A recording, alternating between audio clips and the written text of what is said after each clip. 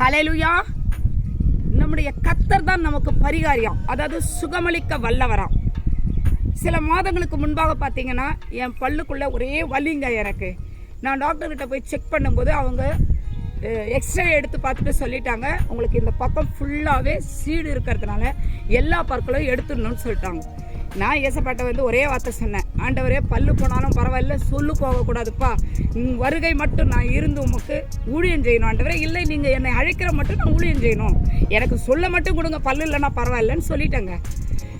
ஒரு வாரம் கழிச்சு மறுபடியும் ஆவியானவர் என்னை தூண்டினார், நீ ஹாஸ்பிட்டலுக்கு மறுபடியும் போனார். நான் போனேங்க.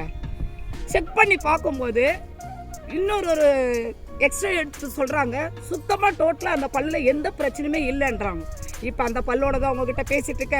ஒருவேளை உங்களுக்கு பிரச்சனை இருந்தால் நீங்கள் விசுவாசத்தோட கர்த்தர்கிட்ட பார்த்து பேசுங்க, விசுவாசத்தோட.